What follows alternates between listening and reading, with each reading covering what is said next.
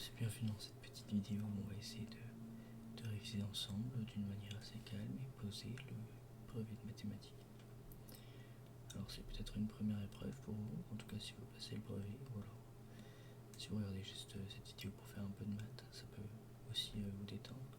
Je vous conseille une première chose, c'est ici d'oublier que vous allez avoir cette échéance, cette épreuve, et de simplement essayer de se détendre et d'apprendre en se détendant. Alors ici on va faire donc une annale de brevet, donc l'épreuve normalement est basée sur 2 heures, et n'hésitez pas à me dire s'il faut tout simplement que j'en refasse d'autres, on verra plus tard. Alors commençons donc de ce pas avec l'exercice 1. Alors je vous reprends doucement ici, donc pour simplement vous montrer exactement le sujet qu'on va traiter. Donc il s'agit du sujet Amérique du Nord, donc série générale. Je vous invite à faire pause quand vous voulez, si un exercice vous pose peut-être un peu plus de problèmes. De toute manière je les réafficherai après quand on va les traiter. Voilà, bonne vidéo.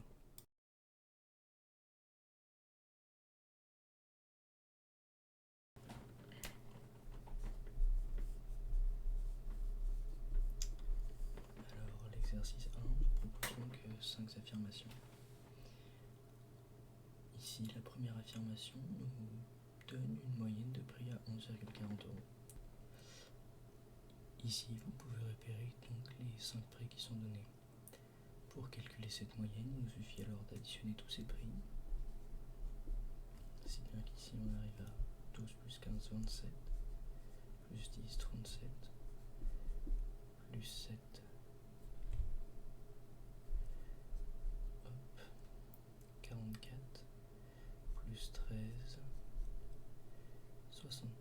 57, pardon.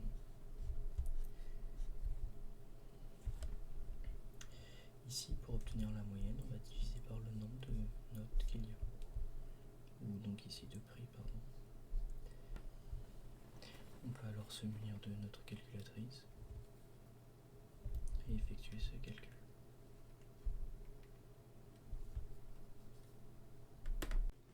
Ici, on peut donc observer que sur notre calculatrice, 57 sur 5, c'est bien 11,4.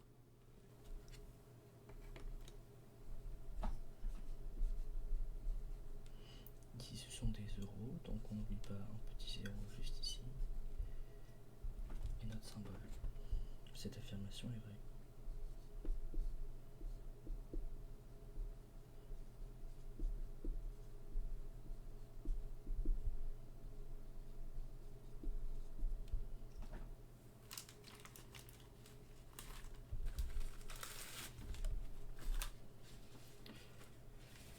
Attaquons maintenant l'affirmation B. Cette affirmation nous stipule que la médiane des prix est à 10 €. Pour constater la médiane, il nous suffit de mettre dans l'ordre croissant nos valeurs, ce qui nous donne 7, 10, 12, 13, puis 15. Ici, notre série, on va dire, de valeurs est impaire. La médiane est donc simplement la valeur du milieu. Cette valeur-ci est évidemment différente de 10. L'affirmation 2 est donc fausse.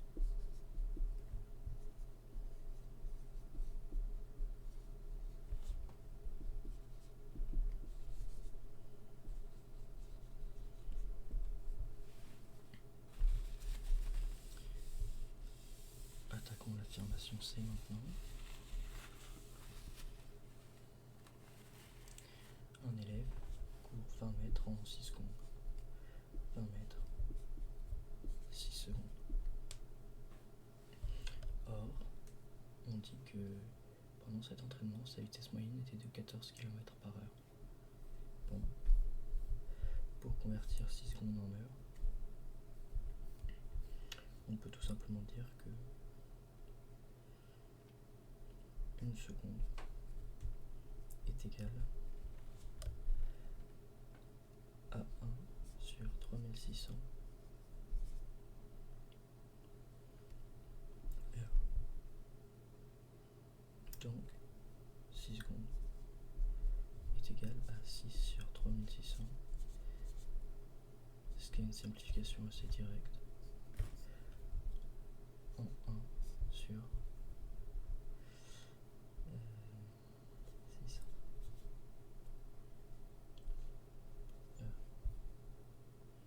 Très bien. Donc ici on a notre heure et ici peut-être on peut convertir ceci en kilomètres. 1 kilomètre c'est 1000 mètres.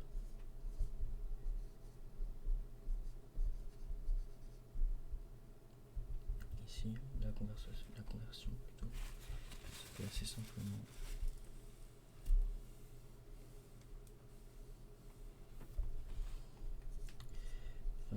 Égale 0,02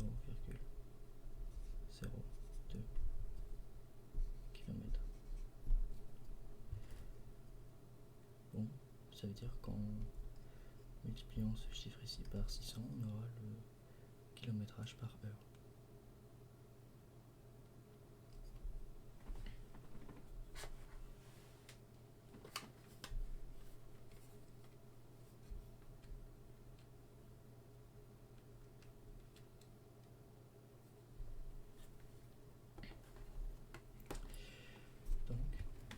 En multipliant par 600 pour avoir une heure, on obtient bien ici 12 km/h.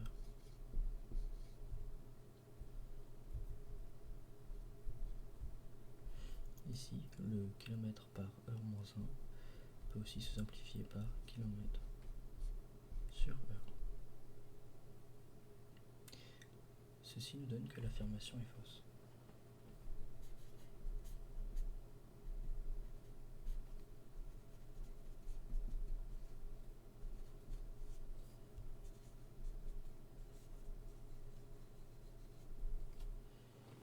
Il existe bien sûr d'autres méthodes. Je peux par exemple vous en montrer une ici qui est peut-être un peu plus rapide.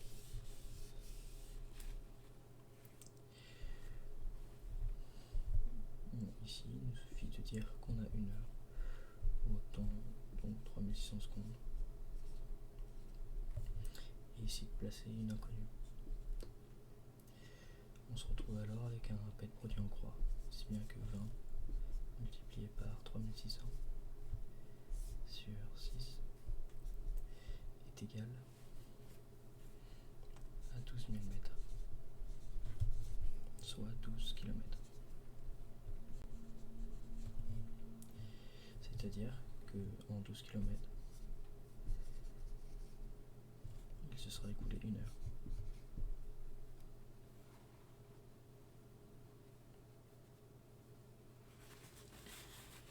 Parlons maintenant de la dernière affirmation de cet énoncé-là.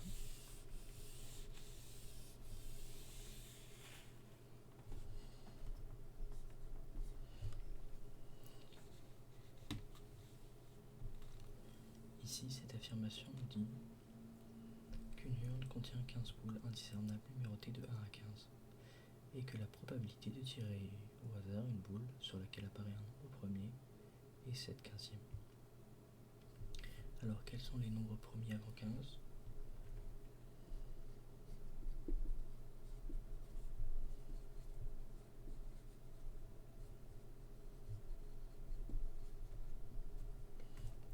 On peut noter 1, puis 2, puis 3, puis 5, puis 7, puis finalement 11 et encore 13.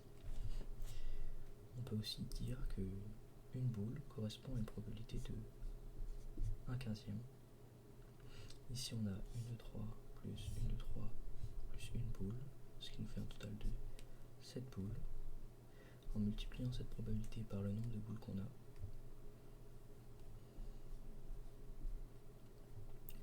on obtient bel et bien 7/15 de probabilité d'obtenir un nombre premier. Alors l'affirmation D est vraie.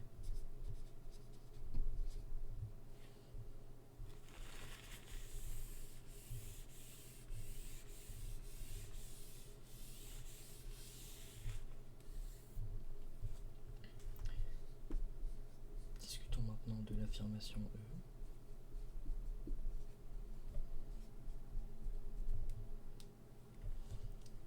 Celle-ci nous stipule que l'aire du triangle A'B'C' est égal à 3 fois l'aire du triangle ABC.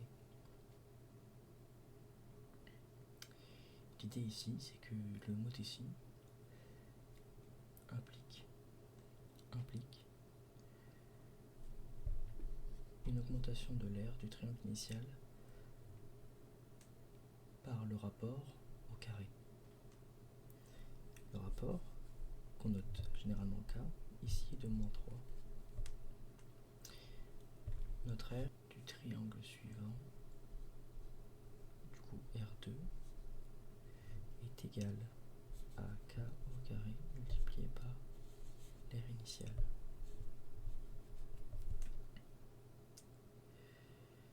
Donc ici, si K égale à moins 3,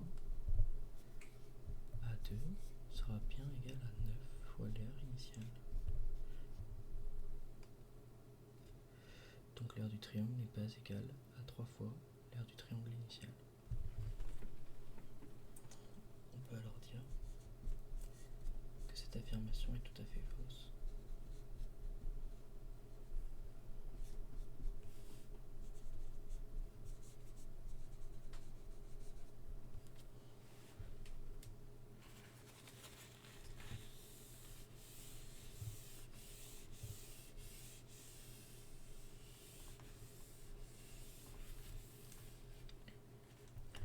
On peut maintenant passer à la page 3 et donc à l'exercice 2.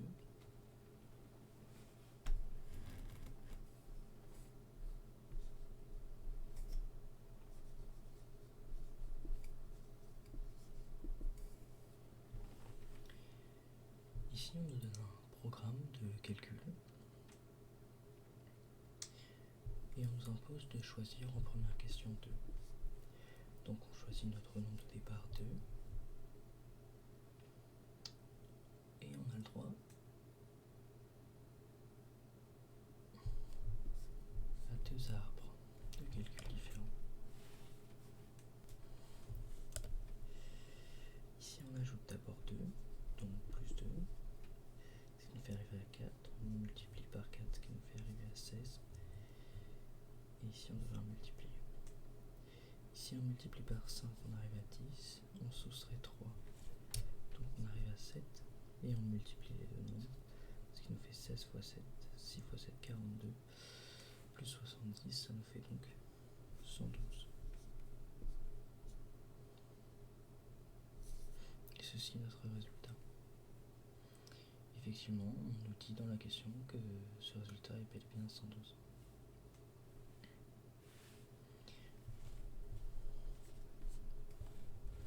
Quel est le résultat obtenu à l'arrivée quand on choisit moins 3 comme nombre de départ?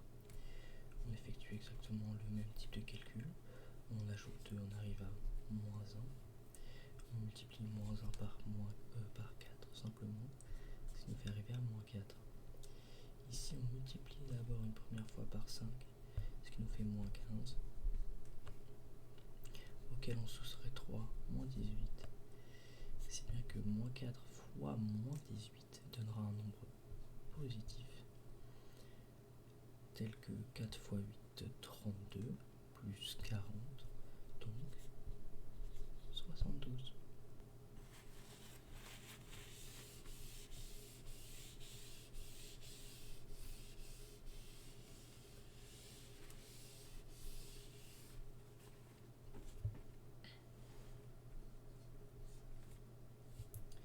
On choisit maintenant x comme nombre de départ,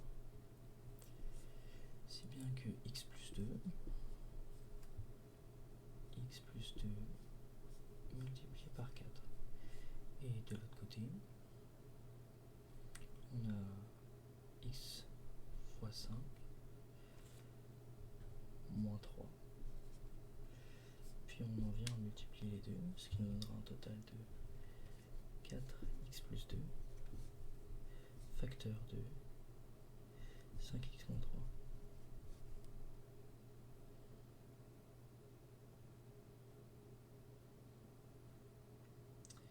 Il se trouve que ceci est l'expression D.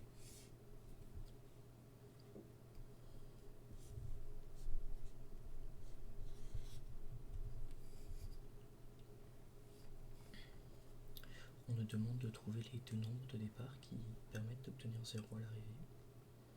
Ceci est tout à fait simple. Tout simplement, il nous suffit de résoudre cette équation ici et cette équation ici. On peut le faire tranquillement. X plus 2 égale à 0. Ça revient à dire que x égale à moins 2. On fait bien sûr moins 2 d'un côté et moins 2 de l'autre. Pour résoudre celle-ci,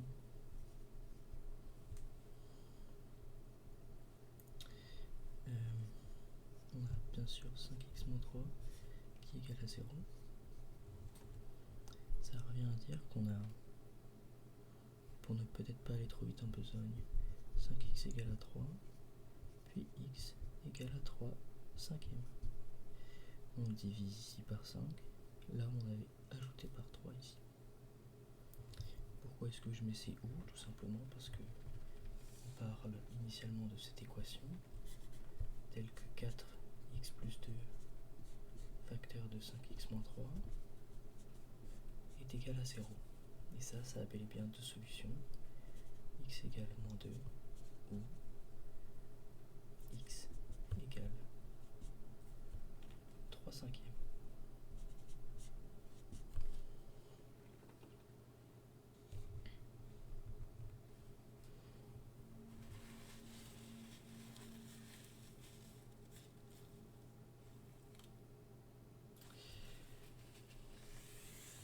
Je suis peut-être allé un tout petit peu trop vite en besogne pour la question 3, tout simplement parce qu'on nous demande lesquels.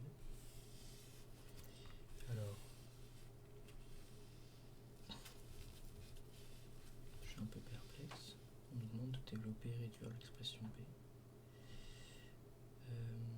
Ok, je tiens simplement à noter que l'expression C est aussi vraie, tout simplement parce que si on multiplie le 4 ici, on obtient bien 4x plus 4 fois 8, et après on a bel et bien la bonne expression.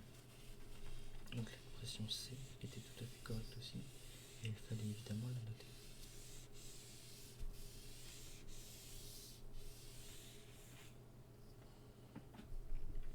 Bon, on ne se pose pas trop de questions et on développe et on réduit l'expression B.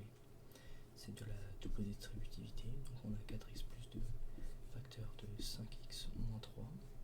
L'idée de la double distributivité, c'est de appliquer nos termes chacun à l'autre expression. Si bien que 4 fois 5 nous donne 20, ici x fois x nous donne x carré, 20x carré. 4x multiplié par moins 3, on peut noter moins 12x. On a fini pour les 4x. Ici on a 2 fois 5x, donc plus 10x, que je mets ici au même niveau, tout simplement pour simplifier le visuel et donc le calcul. 2 fois moins 3, ça nous donnera moins 6. Ici, on peut donc noter qu'on a 20x carré moins 2x moins 6. On a donc réduit cette expression. On peut donc maintenant directement passer à l'exercice numéro 3.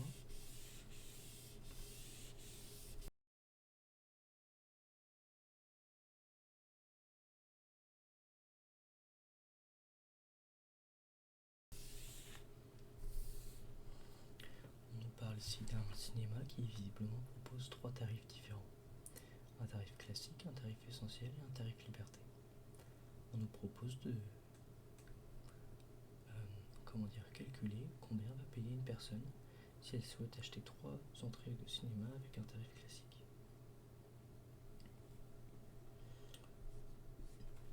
Le tarif classique associe une entrée à 11 euros.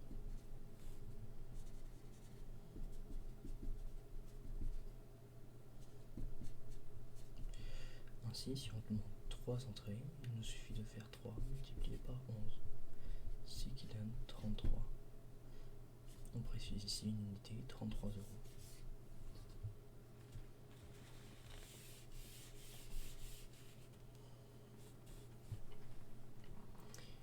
Si Si avec le tarif essentiel une personne souhaite aller 8 fois au cinéma, montrons combien cela va lui coûter. Donc l'abonnement implique déjà un tarif de 50 € initial, puis 5 fois le nombre d'entrées où elle compte y aller. Elle va y aller 8 fois, donc multiplié par le nombre d'entrées,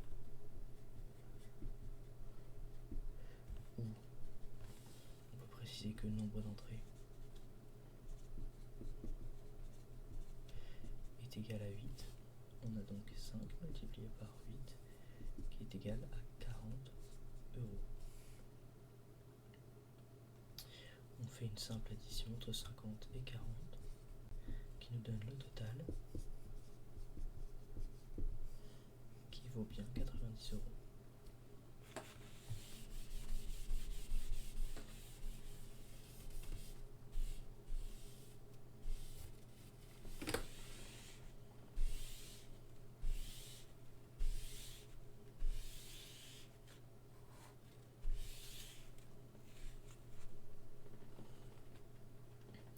Dans la suite, on désigne x à un nombre d'entrées de cinéma, comme j'avais pu le faire par exemple pour cette fameuse variable nombre d'entrées.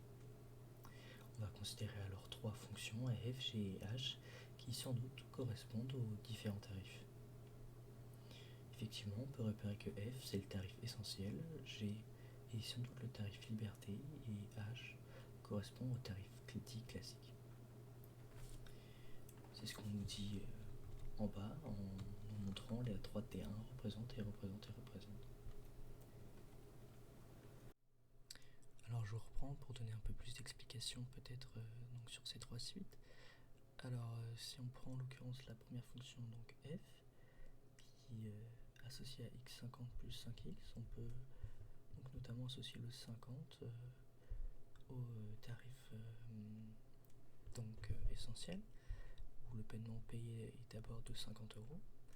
Puis ensuite à chaque entrée, donc à chaque x, on a bel et bien 5 € en plus, ce qui nous fait 5 fois x.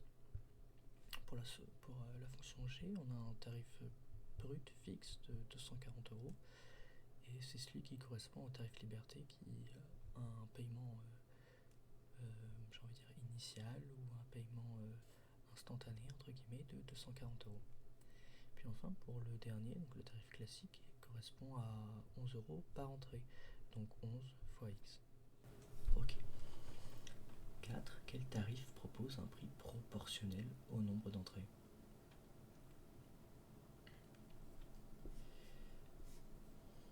Ici, on cherche une fonction plutôt linéaire qui correspond effectivement à quelque chose de proportionnel. On peut donc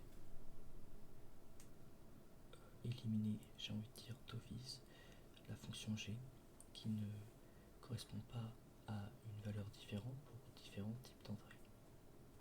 Tout simplement parce que c'est une fonction constante. On peut le noter, g est une fonction constante.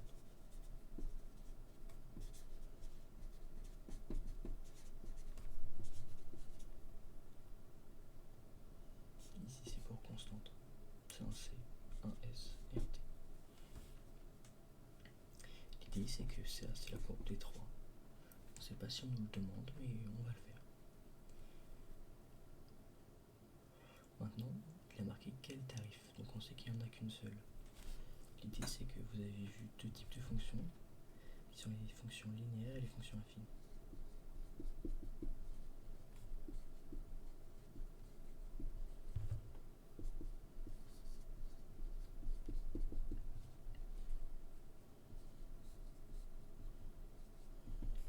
Une fonction affine est de la forme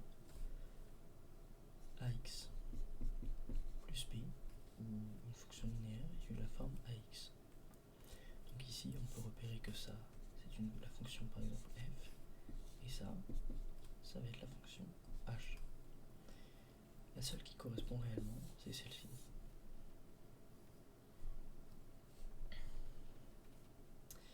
Donc quel tarif propose un prix proportionnel au nombre d'entrées? On peut noter ici le tarif classique.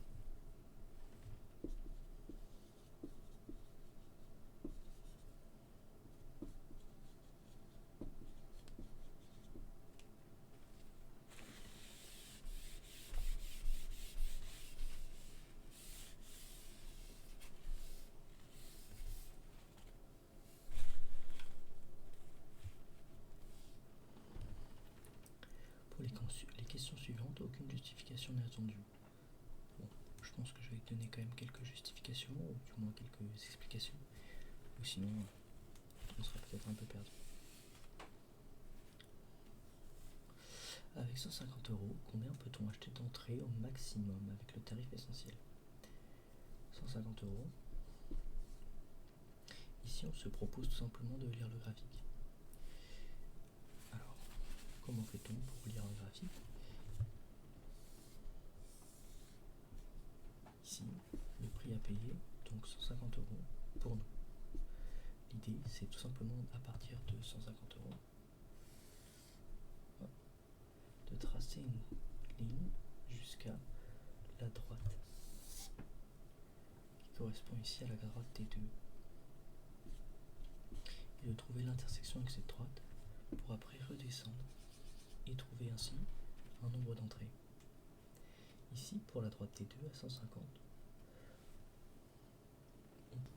on peut trouver 20 entrées. Et vous savez quoi, on va le faire légèrement différemment. Ici, on se propose avec 20 entrées de le trouver 150. Donc on a f de x qui est égal à 50 plus 5x. Si je remplace x par 20, on a donc 5 fois 20 plus 50 qui est égal à 150. Donc, on est bel et bien à 20 entrées.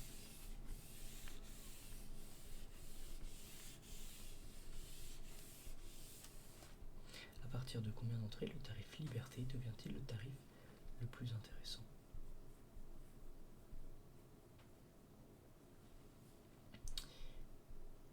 On se propose à trouver le moment où les deux autres tarifs dépassent le nombre d'euros, c'est-à-dire 240. Donc, ici on peut voir déjà que le tarif classique dépasse cette barrière des 240 bien plus vite que les deux autres, alors en l'occurrence non pas de la fonction constante, mais en tout cas très rapidement aux alentours des 22 entrées. D2 dépasse D3 aux alentours de 37 entrées, ou peut-être 38 entrées. Alors un autre moyen de le faire, c'est tout simplement de trouver le moment où f de x est égal à g de x. On va le noter comme ça, f de x égale g de x. Donc, le moment où on a 50 plus 5x qui est égal à 240, autrement dit 5x qui est égal à 190, autrement dit x qui est égal à 190 sur 5. Bon, ici on a 20, 90, donc 90, que je dise pas de bêtises non plus, c'est-à-dire qu'il est un peu tard. 45, on a 9, 18, donc 18, donc en toute logique 38, puisque 38 semble correspondre, 5 fois 3, 150, plus 40, 190, ok, 38. Donc effectivement c'est ce que j'avais dit de mémoire tout à l'heure. On peut donc considérer que le tarif de l'impesanterie le plus intéressant à partir de la 39e entrée. Tout simplement parce que la 38e est similaire au tarif dit essentiel. Si on décide de ne pas dépasser un budget de 200 €, quel est le tarif qui permet d'acheter le plus grand nombre d'entrées? Alors, pour 200 €, on ne peut pas acheter le tout dernier tarif. Donc ici, celui-ci est hors jeu, hors série. Donc T3 hors jeu. La bataille se fait donc pour le tarif dit classique et le tarif dit essentiel. A savoir que si on fait par exemple f de x égale 200,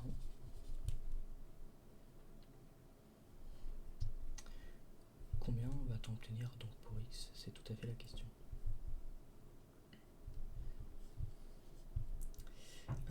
50 plus 5x égale 200, donc 5x égale 150, donc x égale 30. Ici on peut aller chercher environ 30 entrées. Bon. Là il existe plusieurs méthodes pour faire. Alors j'interromps 2 secondes le propos, simplement pour vous dire que sur le graphique c'est très rapide. En prenant 200 en valeur donc de base, on tire notre trait, on se rend compte que D1 arrive à environ 17 entrées, alors que D2 va plutôt arriver ici vers les 30 entrées qu'on avait calculées. Alors c'est assez imprécis avec ma méthode, mais ça peut être plus précis en utilisant évidemment une règle et un stylet au plus fin. Voilà, alors je pense que c'est important d'avoir plein de méthodes et un éventail, donc je vous en donne. On peut se rendre compte assez directement que D1 ne dépasse même pas les 30 entrées sur notre graphique et donc est bien au-delà de tous ces euros. On peut aussi faire le calcul tout simplement. 200 égale à 11x. Donc x égale à 200 sur 11, ce qui est environ égal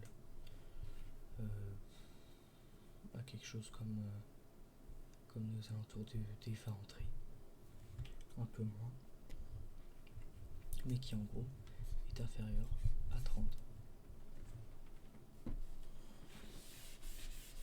Donc le tarif le plus intéressant à ce moment-là est bien sûr le tarif dit essentiel.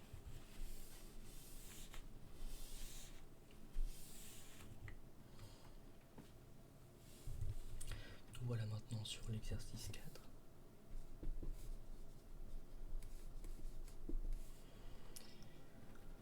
Monsieur et Madame Martin veulent construire une terrasse en béton dans leur jardin. Ils souhaitent que leur terrasse ait une hauteur de 15 cm. Les représentations ci-dessous ne sont pas alléchées.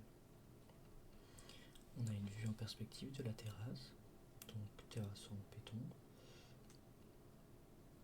et on a quelques rappels de formules. Ok, observons les différentes questions qui nous sont proposées. On nous propose ici de calculer FJ.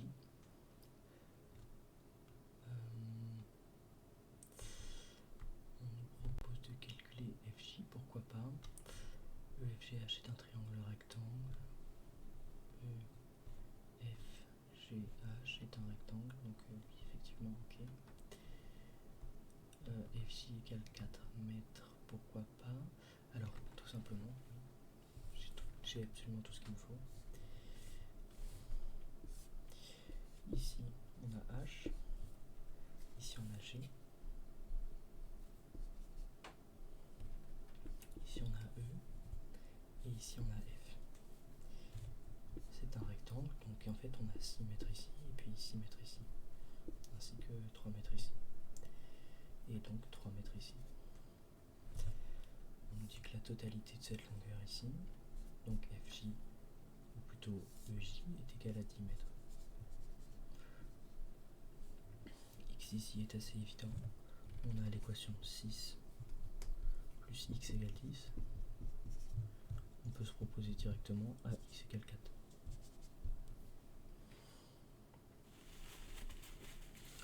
FJ est donc égal à 4 mètres. Pour pouvoir couler le béton, monsieur et madame Martin doivent délimiter la terrasse en installant des planches tout autour. Quelle longueur de planches doivent-ils acheter au minimum? Donc là on a le vue du dessous de la terrasse. L'idée c'est de tout simplement trouver le périmètre H, G, J, F, E. Alors, ici, de manière assez évidente, il nous manque seulement une seule valeur qui correspond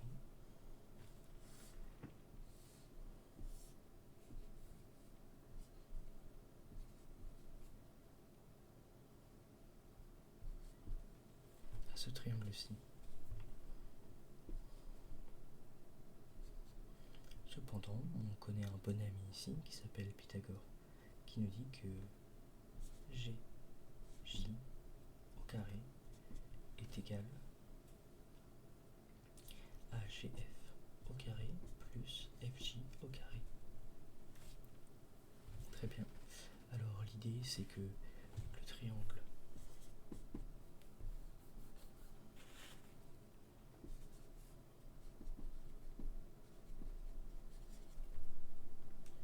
GFJ, rectangle en F,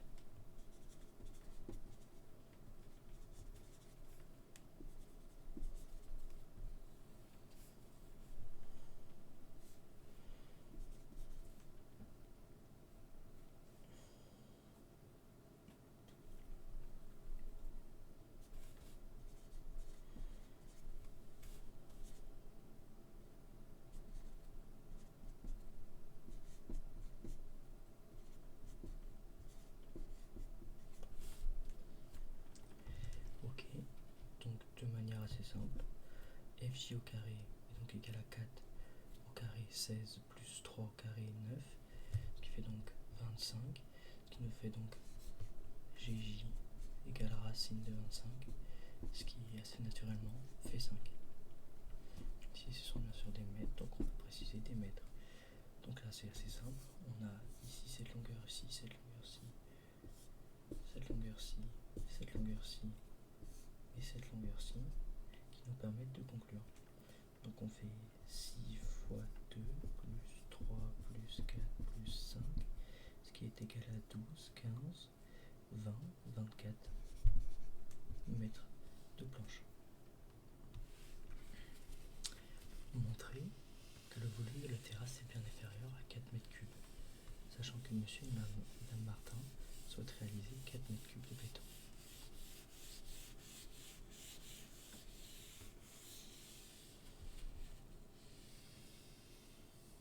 Permettons-nous de calculer les deux aires des deux solides que nous avons. Alors pour calculer EFG, donc plutôt le volume de EFG, il nous suffit de faire R, donc comme la formule nous le donne, hauteur fois R de la base. Donc l'air de la base, ici, est égal à 6 multiplié par 3. Bon, la réalité c'est qu'on va faire quelque chose de... Non, on va faire comme ça. 6 fois 3 qui nous donne 18 mètres carrés. Très bien. En multipliant ici par la hauteur qui était donc de 15 cm. Ici il faut faire attention. On peut par exemple faire 6 multiplié par 3 multiplié par donc 15 cm, ce qui nous fait donc 0,15 mètres pour obtenir des mètres carrés, des mètres cubes pardon. Alors ici on pourrait reprendre tout simplement 18 et ici on fait 18 pouvoir 0,15, ce qui nous donne 2,7 mètres cubes. Attention parce que ça ne représente pas l'intégralité de la hauteur de notre solide. Pour obtenir la dernière hauteur, on peut tout simplement considérer que FJG est en fait un rectangle. En considérant de manière fictive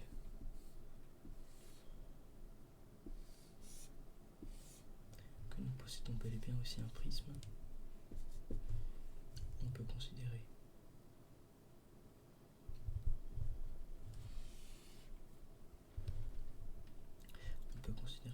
ici qu'on a 4 et 4 et donc ici 3, alors je ne sais plus si c'était 3, ce qui nous fait donc 3 multiplié par 4 multiplié par la hauteur qui était toujours 0,15, ce qui nous fait donc 12 multiplié par 0,15,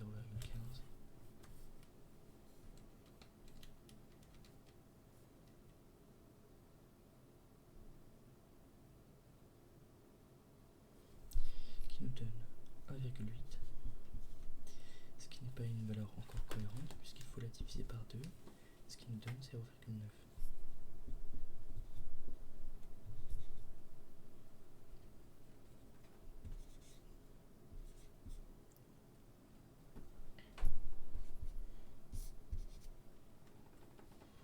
Très bien. Pourquoi est-ce qu'on divise par 2? Tout simplement pour avoir la moitié de l'aire de notre prisme. Ce qui fait que notre aire totale est égale à 2,7 plus 0,9.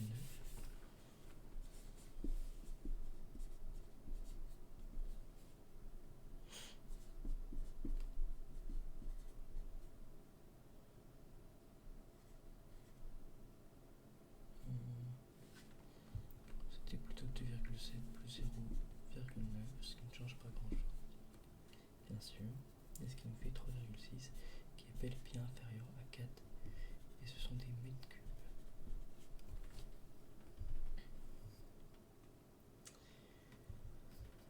Sachant que 1 mètre cube de béton, pour 1 mètre cube de béton, il faut 250 kg de ciment. Quelle masse de ciment en kilogrammes doivent-ils acheter pour réaliser 4 mètres cubes de béton? De manière assez bête, si on veut en réaliser 4, pour passer de 1, il faut 250. Donc pour passer de 4, il faut 4 fois 250 sur 1, ce qui nous fait bel et bien 1000 kg de ciment. Ok. Question un peu triviale pour le coup.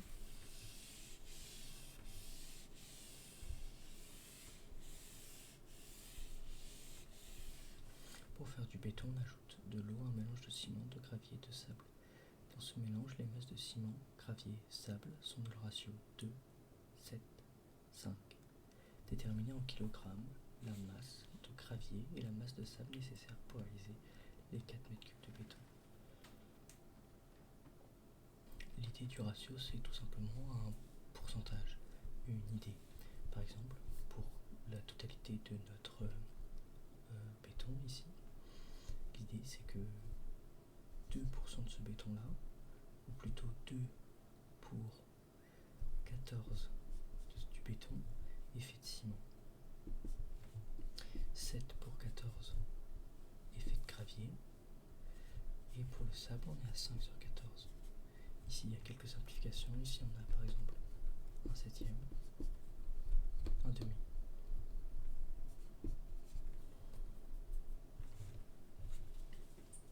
Donc, pour déterminer une masse en kilogrammes, on sait que 1 septième ici, de nos 4 mètres cubes de béton, c'est égal à 1000 kg. L'idée, c'est de laisser peut-être plutôt en 14e. 2 sur 14 égale 1000. Ici on était à 7 sur 14. Ici on a 5 sur 14. Donc on a le rapport pour 1 sur 14 égale 500 kg. On peut donc déterminer la masse de gravier et la masse de sable nécessaire. Ici, on a 7 multiplié par 500 qui va être égal à 3500 kg donc de gravier. Et ici, on a 2500 kg, mais non pas de gravier, mais de sable.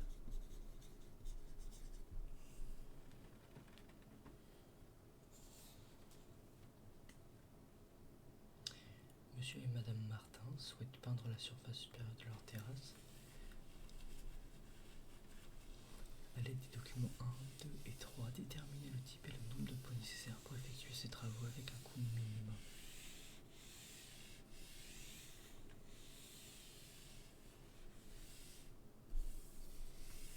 Donc pour peindre la surface supérieure de la terrasse, il faut déjà qu'on connaisse combien vaut cette surface supérieure. On l'a déjà presque fait ce calcul, mais en réalité pas vraiment, donc il faut le refaire. Notre aire totale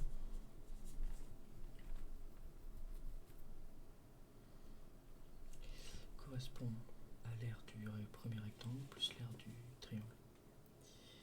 L'idée c'est qu'on a donc 3 fois 6 plus 3 fois 4 sur 2, ce qui est égal à 18.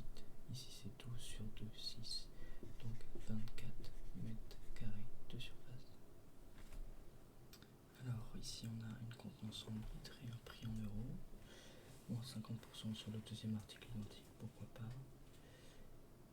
2 couches de peinture sont nécessaires. 1 litre de peinture permet de réaliser une couche de 5 mètres carrés. Donc on multiplie par 2 ici, il nous faudra l'équivalent pour 48 mètres carrés.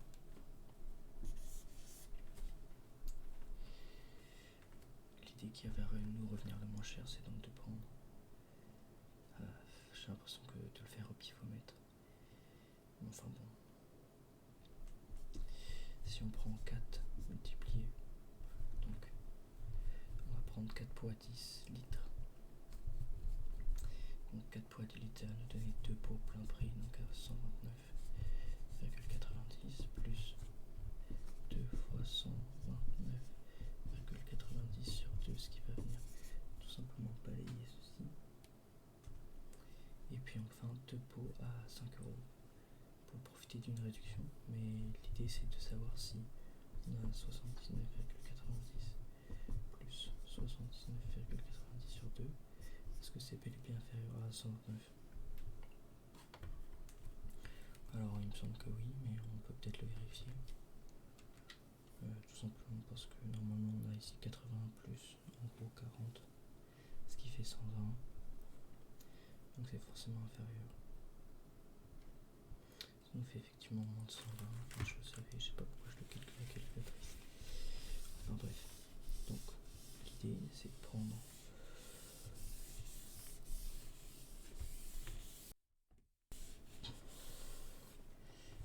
prendre 4 pots B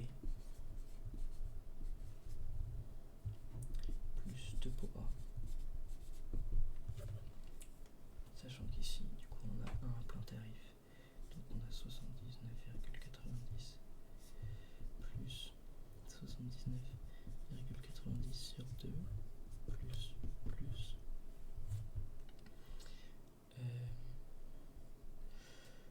donc plus du coup 2 fois 129,90 plus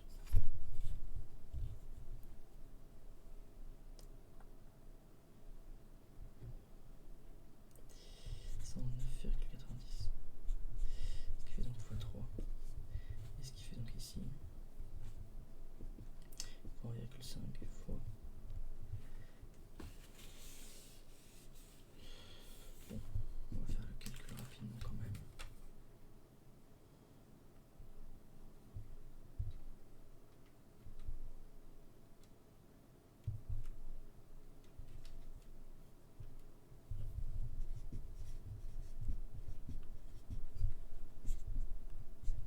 €. 509,55 €.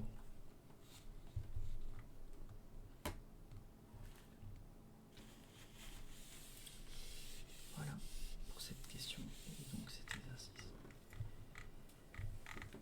Allez, passons au tout dernier. On a une figure, montrer que le triangle ABC est équilatéral, montrer que les droites DE et AB sont parallèles.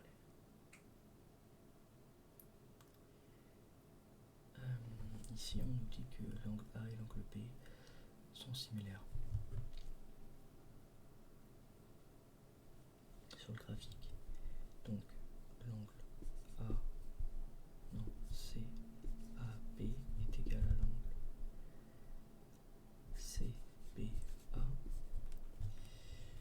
Or, un triangle c'est 180 degrés. Ok. Donc ceux-là ils sont égaux à 60 degrés. Ok. Donc si donc, qui est égal ici à plutôt CAB plus CBA plus BCA, c'est-à-dire qu'on peut isoler BCA, et donc BCA est égal à 60 plus 60, donc 120, 180 moins 120 qui est égal à 180 moins 120 qui est égal à 60 degrés comme les autres.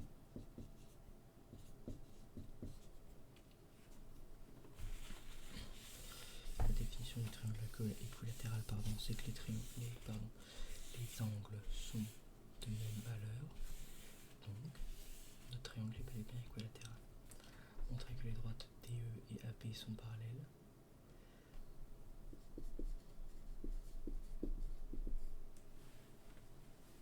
Donc en fait la réalité c'est qu'on a AE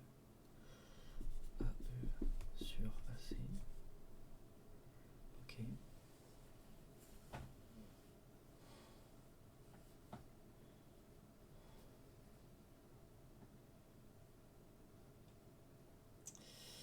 Ouais.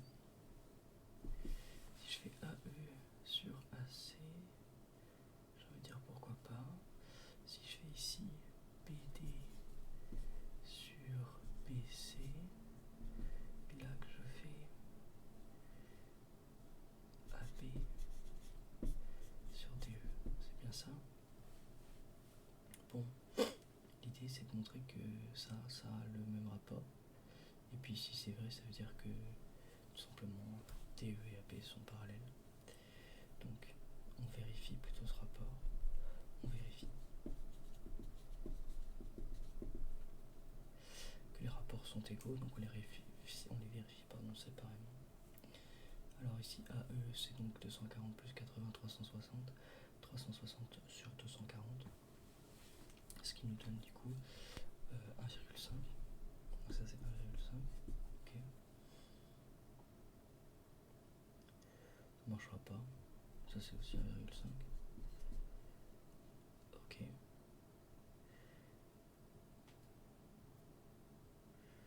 AB 240. DE c'est 80. Ça marchera pas. Qu'est-ce que j'ai fait? Ici c'est 3.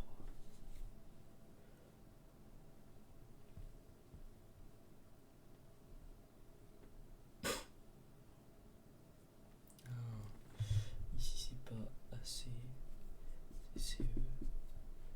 Ici c'est pas PD, c'est DC. Et là on a 3, on a un rapport à 3, 3, 3 et 3.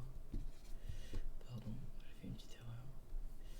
Ce qui fait que ça c'est bien parallèle.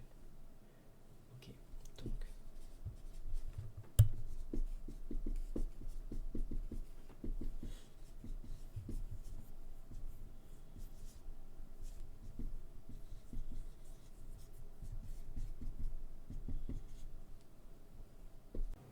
alors j'ai éprouvé le besoin ici de faire tout simplement un petit retour, tout simplement pour préciser évidemment ce qu'on fait, c'est-à-dire qu'ici on parle du théorème de Thalès, donc plutôt la réciproque de ce théorème. Alors l'idée ici c'est que effectivement ACE sont alignés et BCD sont bel et bien alignés. Et donc c'est à ce moment-là qu'on peut assumer que si on a bien donc ici AC sur AE, on peut le faire dans deux sens, mais du coup par exemple si on prend effectivement AC sur AE et qu'on montre que c'est égal d'une autre part à BC sur BD, en fait ça implique que DE et AB sont bel et bien parallèles. Donc ça c'est la réciproque du théorème de Thalès tout simplement. Voilà.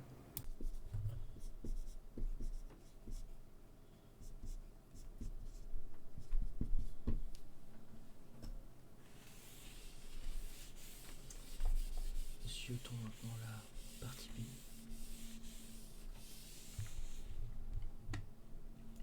On donne le programme suivant qui permet de tracer la figure précédente. Ce programme comporte une variable nommée côté. Les longueurs de sont données en pas, un pas représentant 1 mm. On rappelle que l'instruction s'orienter 90 signifie que le lutin se dirige horizontalement vers la droite. La droite par ici. Donc ici, et là, ça c'est notre lutin. Quelles sont les coordonnées du point de départ du lutin? Elles sont notées ici sur le premier fameux programme. On a x égale moins 180 et y égale moins 150. Quelle valeur doit être saisie à la ligne 4 dans le programme? Donc une justification est demandée. Donc mettre côté à Donc on se rappelle ici que un pas ça représente 1 mm et qu'on veut reproduire donc la figure qu'on avait tracée précédemment, c'est-à-dire le triangle en dessous d'un plus petit triangle à l'envers tout simplement. Donc ici on analyse, d'abord on s'oriente à 90, donc on a commencé en bas à gauche, donc on met notre côté à 240 tout simplement pour faire notre premier triangle. Puis après on tourne, on fait notre triangle tout simplement.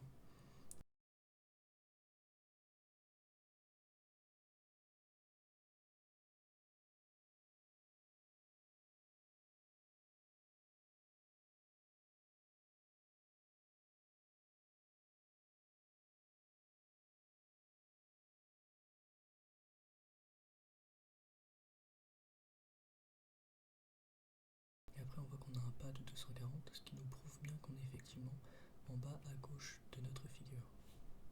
Le lutin démarre la case T8, dans quel cas se trouve-t-il lorsqu'il vient d'exécuter la ligne 7 du programme? Alors on a dit que le premier triangle, donc 5, nous permettait tout simplement de retourner à la position A. maintenant de 60 degrés. Alors si on tourne de 60 degrés et qu'on avance de donc 240 pas, on arrive en réalité à la pointe du triangle ici. Donc on arrive à la pointe du triangle, donc j'ai envie de dire en G3. Ouais, on va dire G3. Expliquer l'instruction côté sur 3 de la ligne 8 du programme pour le tracé de la figure. Alors tout simplement, cette ligne, elle nous permet d'associer, d'obtenir les 88 mm qui sont donc les millimètres du triangle supérieur. Permet de tracer les côtés du triangle supérieur, permet de tracer le triangle supérieur. Tout simplement. Alors je vous remercie d'avoir regardé cette vidéo. Si vous l'avez regardée jusqu'au bout, je serais plutôt très content, on va dire. N'hésitez pas à lâcher un petit pouce bleu, un abonnement, etc. Ou même à me dire potentiellement ce que je peux améliorer pour que ce soit à la fois plus constructif et utile, tout simplement. Je vous remercie et à une prochaine. Au revoir.